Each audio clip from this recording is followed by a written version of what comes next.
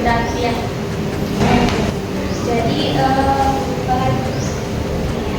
pelajaran kita pada pagi hari ini yaitu faktor yang mempengaruhi pertumbuhan hewan. Sebelum memasuki materi, kita perlu mengetahui tujuan pembelajaran kita pada pagi hari ini.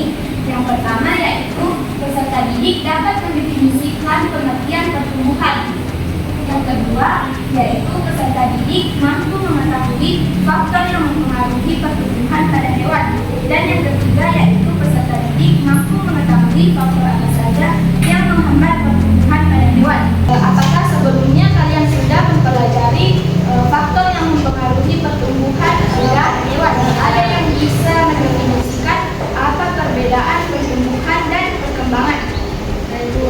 Baik.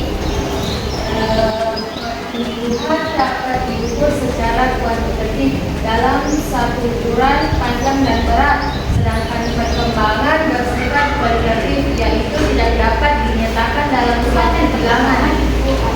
Jadi sesuatu yang saling berinteraksi dan berjalan beriringan. Pertumbuhan itu bisa dilihat secara kasat mata. Contohnya itu perubahan bentuk badan, tinggi badan, dan panjang rambut. Sedangkan perkembangan itu tidak bisa dilihat secara kasat mata. Contohnya itu perubahan sifat.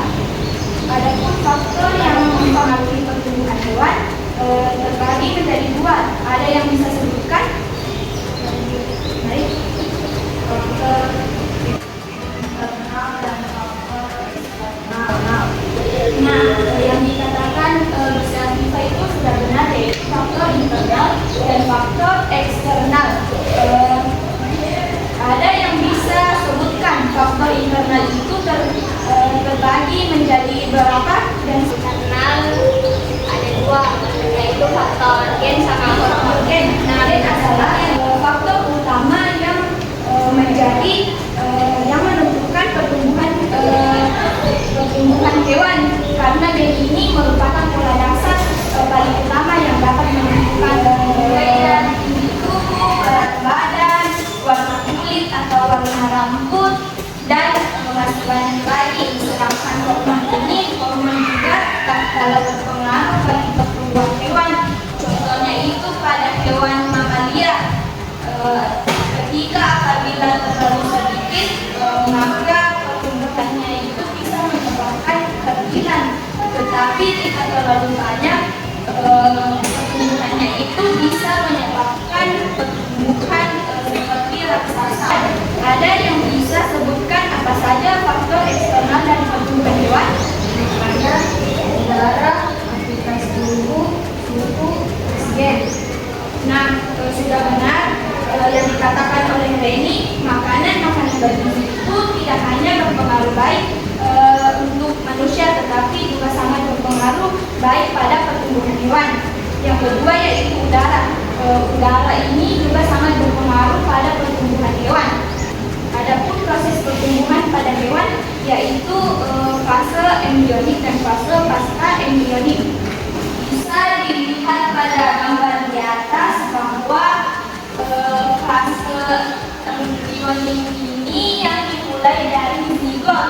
Kemudian zigot ini adalah hasil peleburan ovum, hasil peleburan sel ovum dan sel sperma. Kemudian zigot akan mengalami tahapan pengembangan sel yang awalnya dari satu sel menjadi dua sel hingga menjadi tiga sel dan seterusnya. Setelah mencapai 32 sel, maka bentuk dari sel itu seperti pada gambar ini sudah bisa disebut sebagai morula. Kemudian morula akan mengalami perkembangan lagi yang disebut dengan gastrula. Gastrula ini adalah struktur yang sudah membentuk rongga.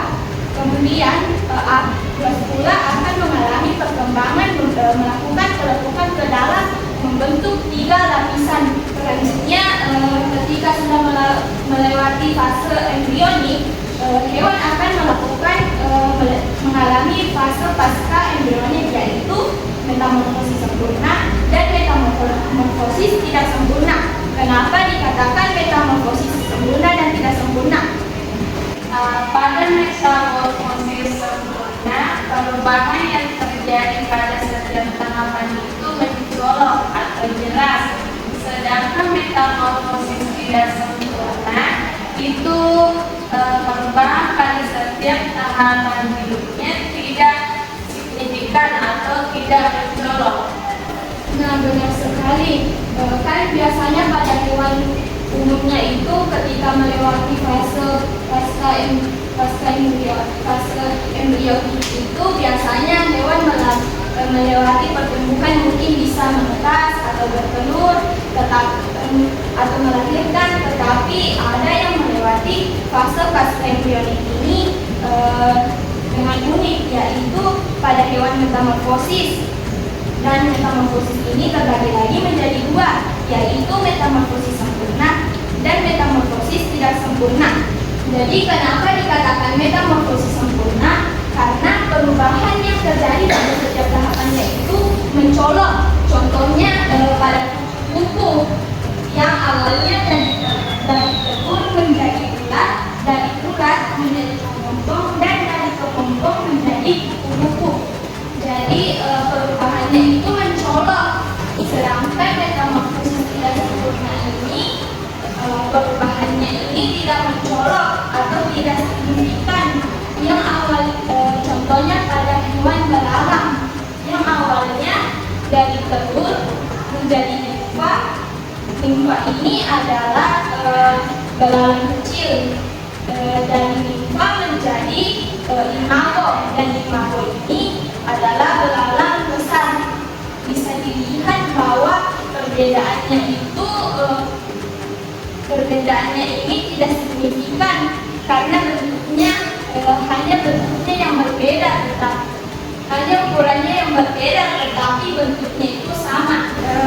Adapun faktor yang bisa menghambat pertumbuhan hewan, ada yang bisa sebutkan apa faktor yang bisa menghambat pertumbuhan hewan? Yang kurang, hormon pertumbuhan yang kurang, dan aktivitas fisik yang kurang. Kurangnya tenaga isi seperti protein dan energi ini bisa menghambat pertumbuhan yang baik untuk hewan. Yang kedua yaitu hormon pertumbuhan yang kurang. Jadi hormon juga sangat berpengaruh, baik itu dari hormon genetik maupun hormon lainnya ini bisa menghambat pertumbuhan pada hewan. Dan yang ketiga yaitu aktivitas fisik yang kurang. Aktivitas fisik yang kurang itu contohnya hewan yang dipelihara atau dikurung seperti burung dan ayam peternak itu tidak bisa bergerak bebas, dan itu bisa menghambat pertumbuhan pada hewan. Sampai sini ada pertanyaan? Kalau sudah paham, saya bagi menjadi 4 kelompok.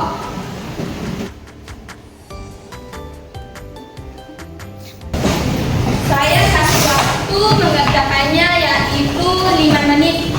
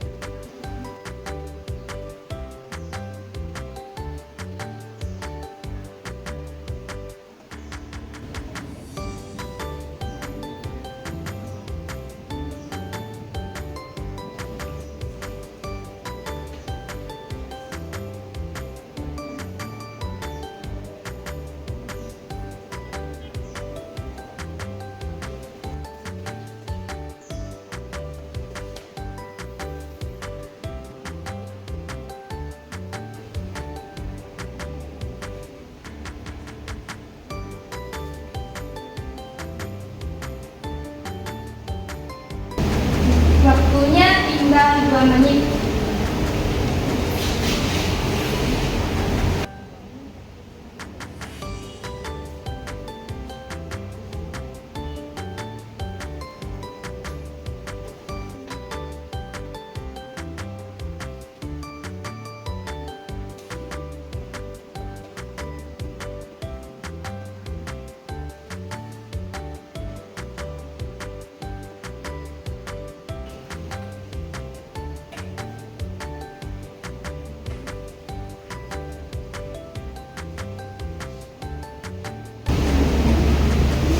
Baik, waktunya sudah habis. Silakan perwakilan kelompok naik membacakan hasil diskusi. Kelompok 1, kelompok 1, 2, 3, 4.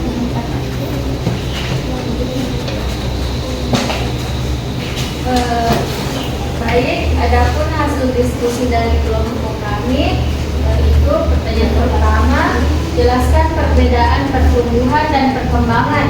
Pertumbuhan dapat diukur secara kuantitatif dalam satu ukuran panjang dan berat, sedangkan perkembangan bersifat kualitatif, yaitu tidak dapat dinyatakan dalam perbilangan. Pertanyaan kedua, sebutkan faktor internal dan faktor eksternal pertumbuhan hewan. Yang pertama, faktor internal, faktor gen dan hormon. Yang kedua, faktor eksternal, makanan, udara, aktivitas tubuh, suhu dan oksigen. Pertanyaan ketiga, sebutkan faktor apa saja yang bisa menghambat pertumbuhan hewan. Jawabannya, kurangnya aktivitas fisik, kekurangan nutrisi, dan hormon pertumbuhan yang tidak normal. Pertanyaan keempat, buatlah kesimpulan mengenai materi kita pada hari ini. Pertumbuhan adalah proses bertambahnya ukuran massa, tinggi, dan volume. Perkembangan adalah proses perubahan yang bersifat tetap yang dialami individu. Adapun faktor yang mempengaruhi yaitu faktor internal dan faktor eksternal. Terima kasih. Terima kasih untuk kelompok 1. Selanjutnya kelompok 3. Kelompok mana? Yang selesai.